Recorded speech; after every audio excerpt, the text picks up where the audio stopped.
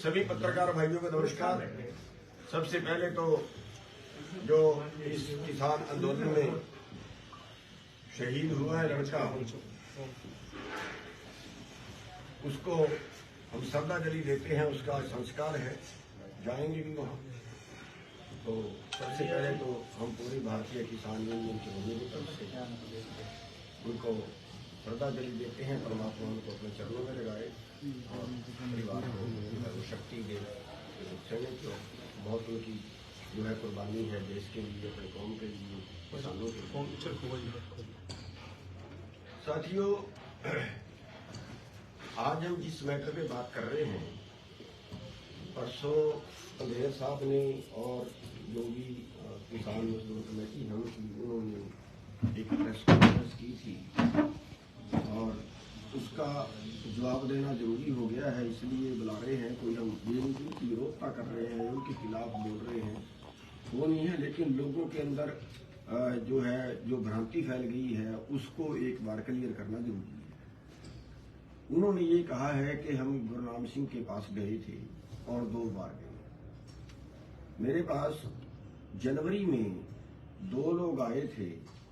एक था रमनदीप मान जो दिल्ली से है और दूसरा था रणजीत राजू जो राजस्थान से। उन्होंने इस आंदोलन में शामिल होने के लिए कहा, लेकिन मैंने उनको पूछा कि क्या आप डल्लेवाल से पूछ के आए हो? डल्लेवाल ने आपको भेजा है? उन्होंने कहा नहीं, डल्लेवाल ने हमें भेजा। मैंने कहा भैया पहले उनको पूछ के आइए और अगर वो हमें बुलाते हैं तो हम चले जाएंगे। डल्लेवाल जी मेरे को फोन कर दें, आप उनसे जाके एक बार मिलो, वापस मेरे को बताओ। तो वापस वो दोबारा से नहीं आए। कल की तीसरी में उन्होंने ये तो कहा कि गुरनाम सिंह से मिले, लेकिन गुरनाम सिंह ने आगे से क्या कहा और फिर वो बात क्यों सिरनी चढ़ी, ये कारण नहीं बताया। तो और वो उनकी ये शर्त थी कि गुरनाम सिंह पहले जो है वो ये बयान दे कि मैं चुनाव में कोई भाग नहीं लूंगा, राजनीति में कोई भाग नहीं लूंगा, तब आओ। ये उनकी शर्त। तो ना वो दोबारा से मेरे पास आए। और जहां तक ये शर्त का सवाल है, शर्तों पे कभी आंदोलन नहीं होते, शर्तों पे कभी इकट्ठे नहीं। और दूसरी चीज ये है कि वो जिस तारीख को मेरे पास आए उस तारीख से पहले वो आंदोलन की घोषणा कर चुके थे, अपने प्रोग्राम की घोषणा कर चुके थे। अगर उनकी इकट्ठे करने की नीयत थी तो फिर घोषणा करने से पहले हमारे से वो मीटिंग करते, इकट्ठी रणनीति बनाते, जिससे जैसे पिछले बार बनाई थी, इकट्ठी रणनीति बना के आगे चलते, वो अच्छा लगे। दूसरा मेरा उसमें कहना यह है कि अगर डल्लेवाल जी को या बाकी लोगों को ये लगता है कि नहीं, जो भी राजनीति करता है उसको साथ में नहीं आना चाहिए, उसको हम नहीं मिलाएंगे, तो एक बात मैं पूरे अपने जनता को बता देना चाहता हूँ, सारे पत्रकार भाइयों को भी बता देना चाहता हूँ कि जब पिछला आंदोलन हुआ और उसमें जो वो प्रोग्राम जो 26 तारीख की नवंबर की हम बात करते हैं, वो प्रोग्राम किसान ऑल इंडिया किसान कोऑर्डिनेशन कमेटी का रखा हुआ था। वीएम सिंह उसके अध्यक्ष थे, उनका वो प्रोग्राम रखा हुआ था। और उन्होंने दिल्ली गुरुद्वारा साहब में मीटिंग की और उसमें मेरे को डल्लेवाल को साथ में बुलाया था। वहां हमने ये प्रस्ताव रखा था कि ये इसको कॉमन कर लो, कॉमन मंच बना लो, फिर सारे आ जाएंगे और आपके नीचे सारे लोग नहीं लगेंगे। जो आज स्थिति हो रही है यही स्थिति तब थी। तो वो उन्होंने बात स्वीकार कर ली और स्वीकार करके वही मौके पे 5 मेंबरी कमेटी बना दी गई। उस 5 मेंबरी कमेटी में एक वीएम सिंह थे, एक राजू शेट्टी थे, एक योगेंद्र यादव था और एक मैं था और एक राज्यवाल। हमारे पांचों जो कमेटी बनाई थी उसमें केवल राज्यवाल जी थे जिन्होंने चुनाव नहीं लड़ा था। मैं भी चुनाव लड़ चुका था वीएम सिंह चुनाव लड़ चुके थे, एमएलए रह चुके हैं, अपनी पार्टी थी। योगेंद्र यादव जी चुनाव लड़ चुके हैं, अपनी पार्टी थी। राजू शेट्टी जी एमपी रह चुके हैं, अपनी पार्टी थी। उसके बाद उसकी ड्यूटी ये भी थी कि बाकी लोगों को जोड़ो। तो जोड़ने के लिए हमने जो है किसान महासंघ जो था, जिसमें डल्लेवाल और कक्का जी थे, इनसे फिर मीटिंग बुलाई इनकी, और इन्होंने भी हमारी बात को स्वीकार किया आने के लिए। अगर राजनीति से इतनी नफरत थी तो तब इनको शामिल नहीं होना चाहिए था उस आंदोलन में। क्यों? क्योंकि उसमें तो 4 तो मैं बता रहा हूं कि 4 तो चुनाव लड़ चुके थे। राजनीति कहां थी?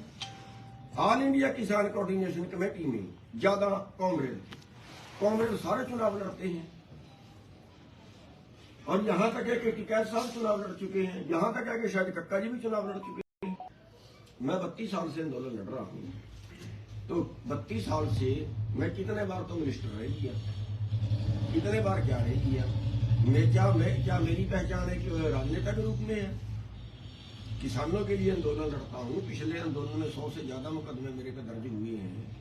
ये कह के किनारे कर देना कि ये तो राजनीति करते हैं, ये किसानों का नुकसान है। उसके बाद हमने इनसे अनुरोध किया, हमने अपने लेवल पे, पहली बात तो अपने लेवल पे यहाँ पे हमने 3-4 प्रोग्राम किए। एक बार हमने 3 घंटे के लिए टोल बंद किए, जैसे साइड में रह के हेल्प कर सकता है बंदा। जो किसान संगठन है वो बुलाए थे, उनमें सभी नहीं क्यों जितने भी पहुंचे, उसमें ये तय हुआ कि हमें सबको इकट्ठा करना चाहिए। अपने संगठन की हमने मीटिंग बुलाई, अपने संगठन की मीटिंग में भी हमारे में तय हुआ कि हम सब के पास जाए इकट्ठा करने के लिए। तो हम सब के पास जाए तो हमने अंधेर जी से मैंने बात की कि आप अपने संगठन को इकट्ठा कर लो, अपने पदाधिकारियों को हम आ जाते हैं, हम आके आपके आगे प्रस्ताव रखना चाहते हैं इकट्ठा करने। उन्होंने कहा जी पहले मेरे को मिल। हमने कहा जी ठीक है, हम आपको मिल लेते हैं। तो उनको मैं मिलने गया, गदापुर गांव है शंभू के पास में, वहां उनको मिले, मेहमान हो गए।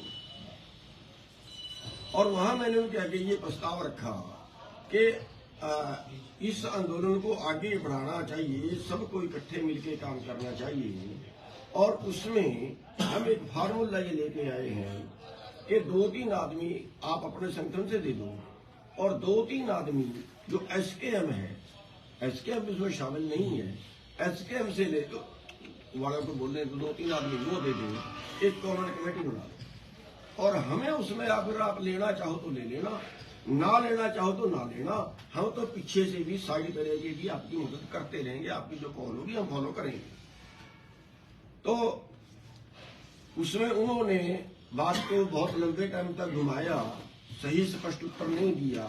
लेकिन एक उन्होंने जो कही, उन्होंने कही कि ये सारी शर्तें जो हैं राजनीतिक वाली, ये डल्लेवाल ने रखवाई हैं।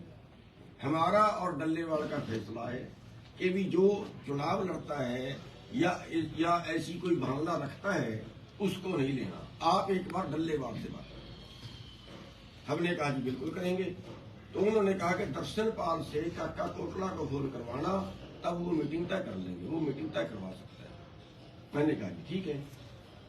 मैंने जो है वो दर्शनपाल को कहा बात करने के लिए, और अपना एक हमारा आईटी सेल वाला है उसको कहा अभिमन्यु कोहाड़ से बात करने के लिए, क्योंकि अभिमन्यु कोहाड़ और कक्का ये नजदीकी है इनकी। तो उन्होंने हमें टाइम दे दिया मिलने, और हमने कहा कि पूरी कमेटी आपकी हो जानी चाहिए, उसमें अंधेर साहब बीच में। तो अब वो पता नहीं कहीं कम्युनिकेशन गैप रहा है, क्या रहा है, लेकिन जब हम गए वहां पे केवल हमें मिले ना डल्लेवाल जी मिले, ना पधेर साहब मिले, ना कोई उनके संगठन का और कोई मेजर पदाधिकारी मिला।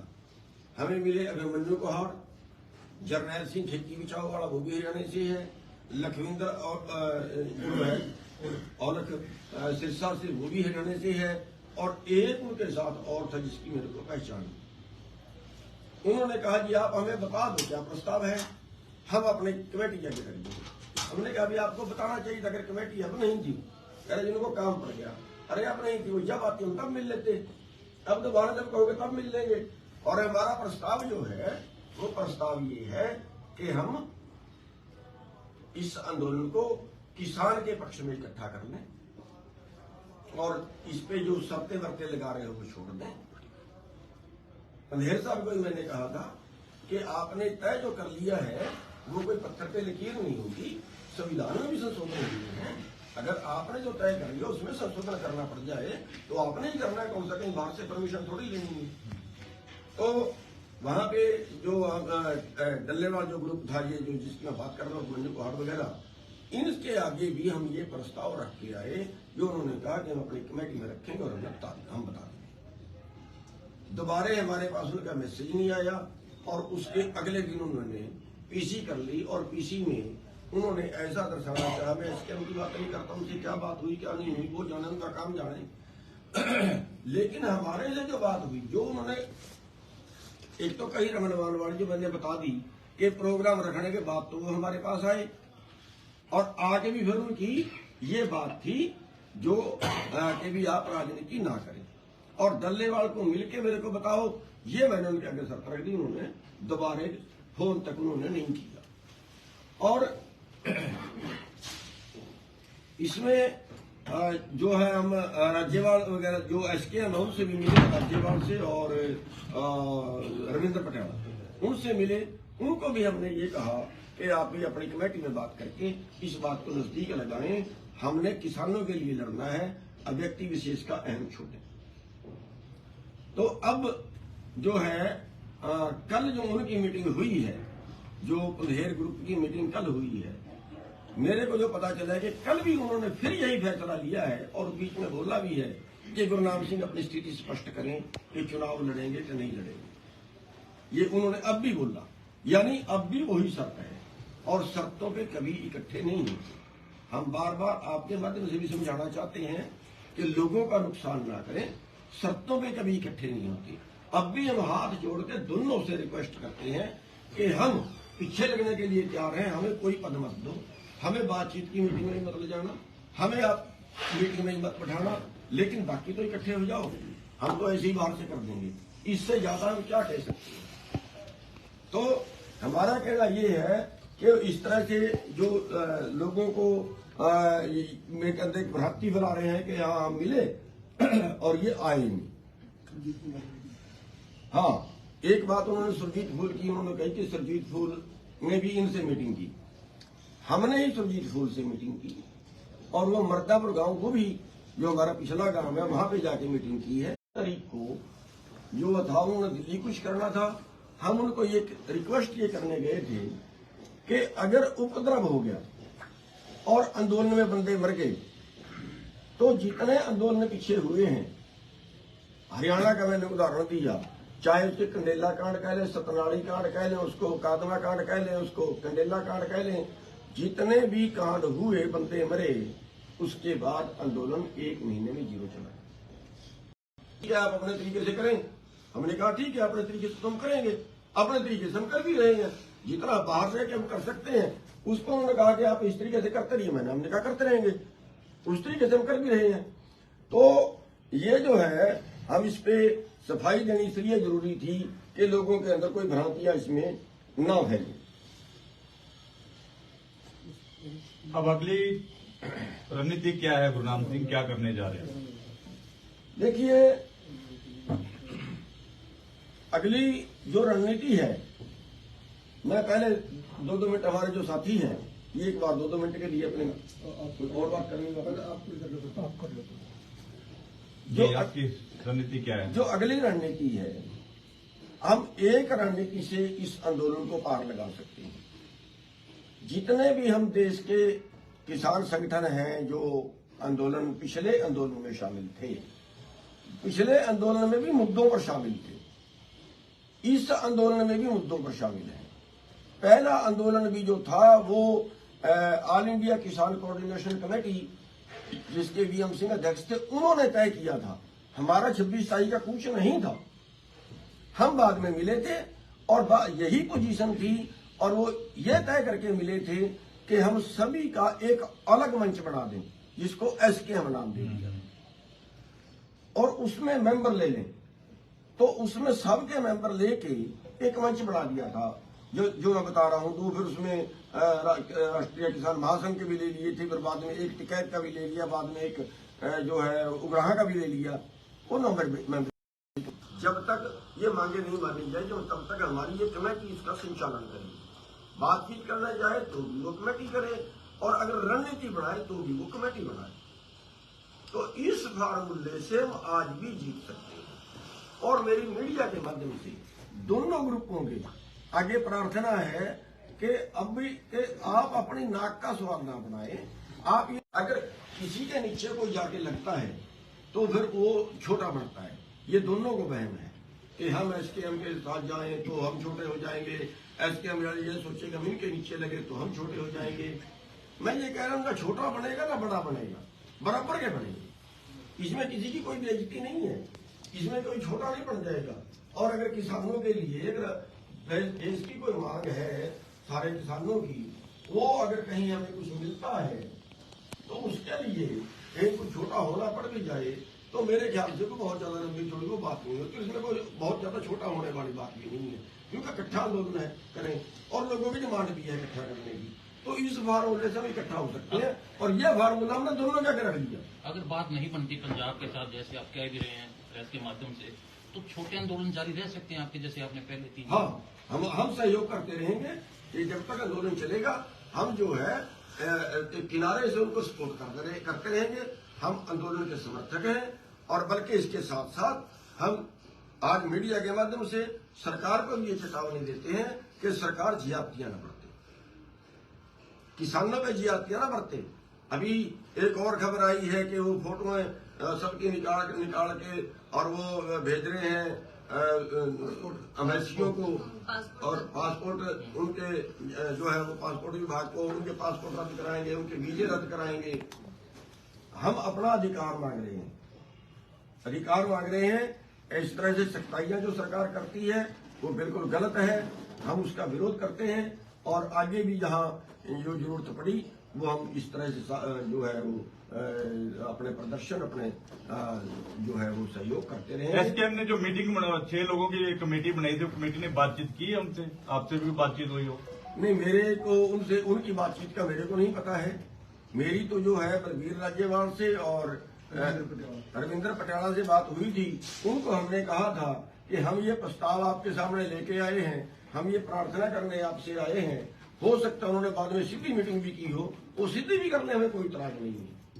लेकिन जो हमारे पास कल की जो उन्होंने मीटिंग की है और उसको जो जितना का हमें पता चला है, सच है झूठ है तो वो जाने, कि उसमें जो है उन्होंने ये कहा है कि हमें जो है इस तरह से जो हमने प्रस्ताव रखा है उसको अभी तक उन्होंने स्वीकार नहीं किया।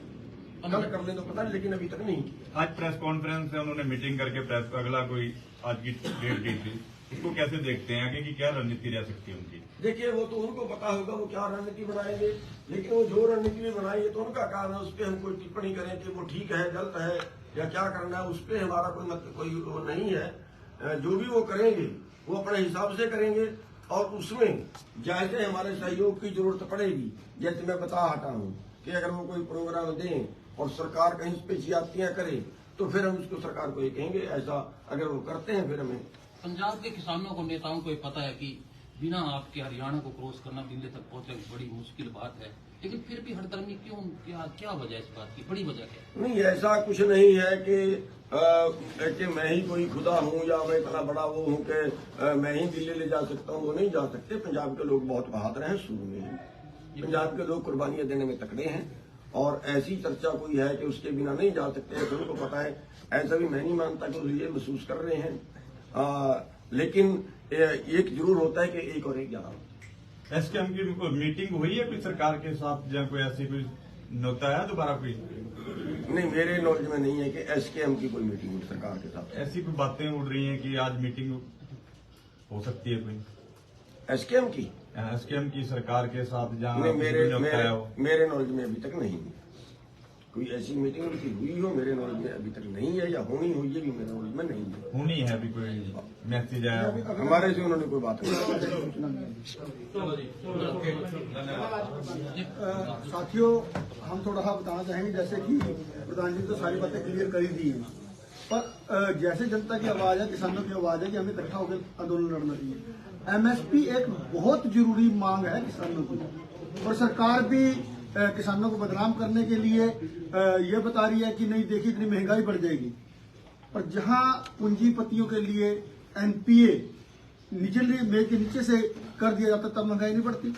जहां सिलेंडर 1000 से ऊपर टपा दिया जाए क्या महंगाई नहीं बढ़ी?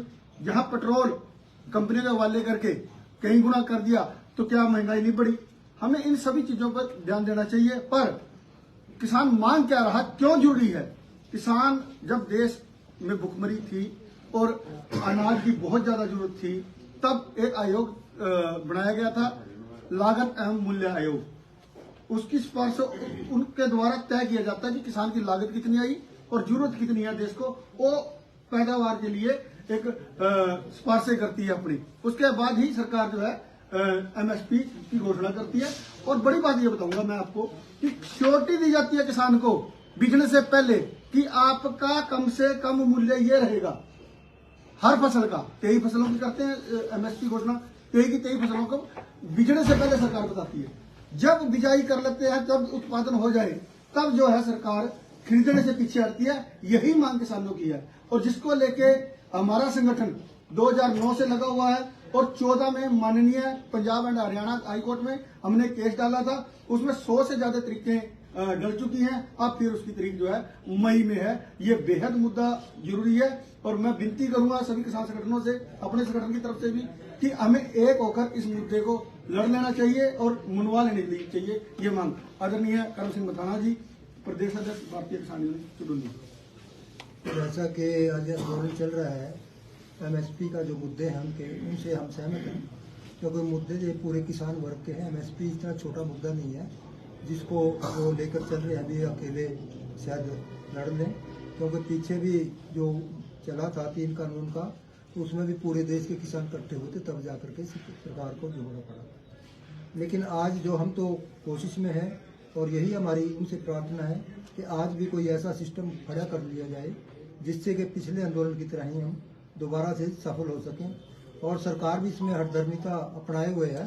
सरकार को भी बढ़ता है कि लाठी गोली की भाषा न बोल करके किसानों से बातचीत दोबारा शुरू करे, क्योंकि किसानों ने जैसे वहाँ बातचीत तोड़ दी 26 जनवरी के बाद, अब फिर सरकार ने किसानों से बात करनी छोड़ दी है।